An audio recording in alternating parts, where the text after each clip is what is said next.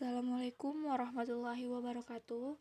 Perkenalkan, nama saya Wulansari, NIM 2006827, kelas 1C D3 Keperawatan. Dosen mata kuliah Bapak Teddy Supriyadi SHIMAG. Pada kesempatan kali ini, saya akan mempresentasikan tentang ibadah sebagai aktualisasi ketakwaan. Pada materi kali ini, terdapat 5 subpokok materi, yaitu yang pertama, makna ibadah, yang kedua, klasifikasi ibadah, yang ketiga, fungsi ibadah, yang keempat, syarat diterimanya ibadah, dan yang kelima, prinsip ibadah. Selanjutnya, saya akan memaparkan tentang makna ibadah. Ibadah menurut bahasa atau etimologis adalah diambil dari kata ta'abud yang berarti menundukkan dan mematuhi, seperti dalam perkataan tarikun mu'abad, yaitu yang artinya jalan yang ditundukkan yang sering dilalui orang. Ibadah juga bermakna taat, tunduk, dan pengabdian. Ibadah dalam bahasa Arab berasal dari kata abda yang berarti menghamba.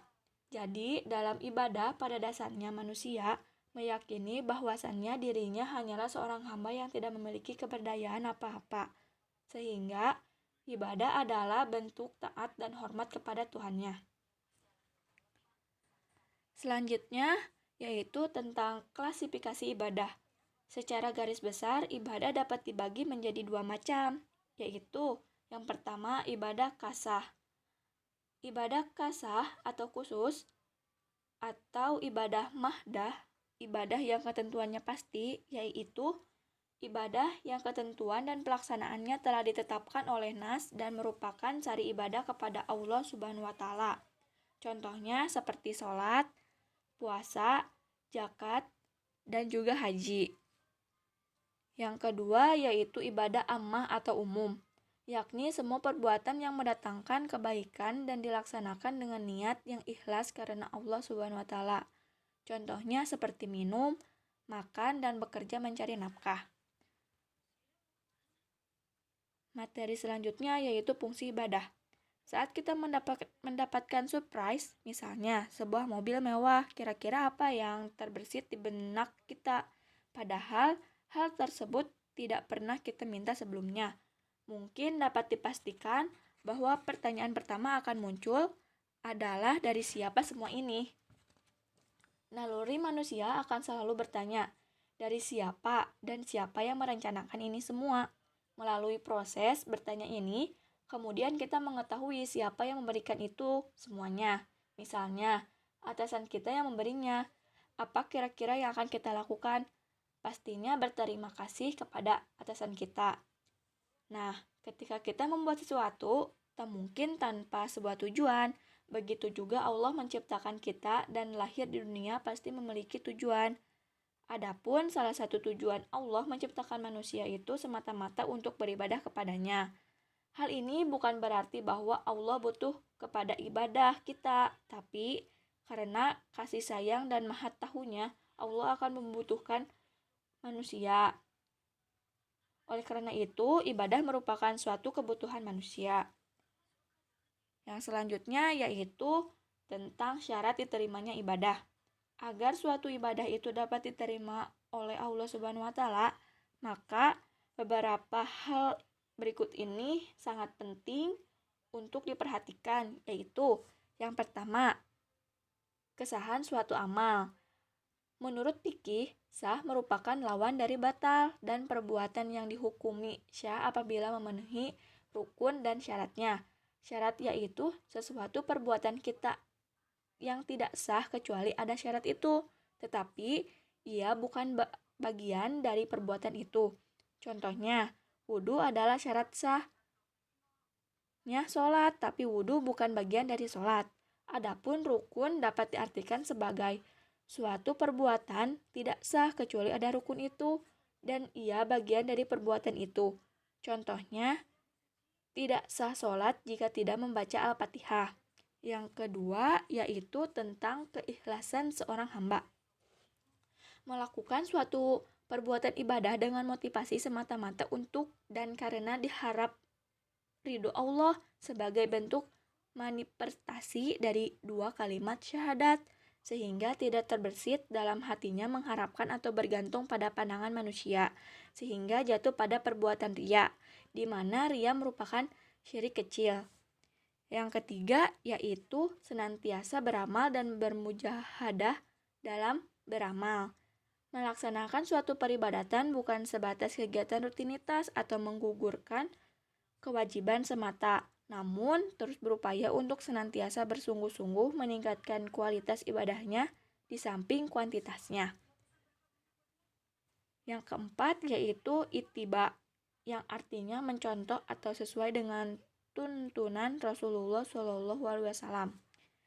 Yang kelima yaitu melaksanakan pesan moral ibadah. Setiap bentuk ibadah memiliki pesan moral di dalamnya. Diterima tidaknya ibadah seseorang sangat tergantung juga sejauh mana kita memahami pesan moral atau nilai-nilai yang terkandung di dalam ibadah itu, untuk diaktualisasikan dalam kehidupan sehari-hari sebagai wujud dari ketakwaan kita kepada Allah. Materi selanjutnya yaitu prinsip ibadah. Ada beberapa prinsip yang perlu diperhatikan dalam melaksanakan ibadah agar ibadah yang dilaksanakan terasa ringan sehingga tidak menjadi suatu beban melainkan suatu kebutuhan karena terasa nyaman, tenang, tentram, dan khusyuk. Adapun prinsip-prinsip itu yang pertama, hub cinta, yang terdapat dalam Quran surat Al-Maidah ayat 54. Nah, teman-teman bisa lihat ya di dalam Quran surat Al-Maidah ayat 54. Terus yang kedua yaitu khauf atau takut.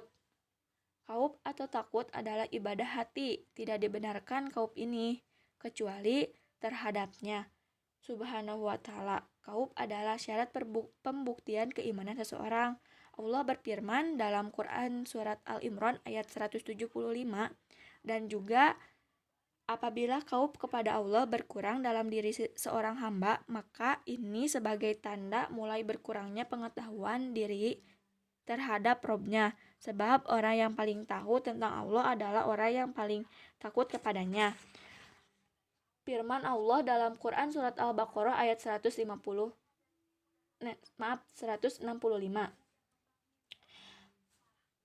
Selanjutnya yaitu para ulama membagi khauf menjadi 5 macam, yaitu yang pertama khauf ibadah, yaitu takut kepada Allah.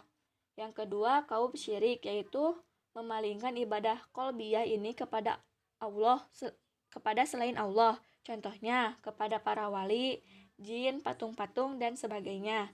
Yang ketiga khauf maksiat, seperti meninggalkan kewajiban atau melakukan hal yang diharamkan karena takut dari manusia dan tidak dalam keadaan terpaksa.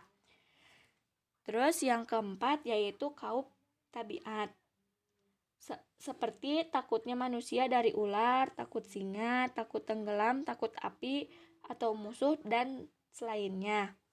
Yang kelima yaitu khauf wam, yaitu rasa takut yang tidak ada penyebabnya atau ada penyebabnya tetapi ringan. Yang ketiga yaitu raja atau harapan. Roja secara bahasa artinya harapan atau cita-cita, sedangkan menurut istilah ialah bergantungnya hati dalam meraih sesuatu di kemudian hari.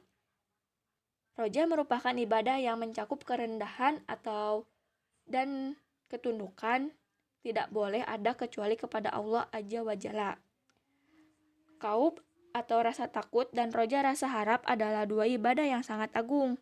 Bila keduanya menyatu dalam diri seorang mukmin, maka akan seimbang seluruh aktivitas kehidupannya.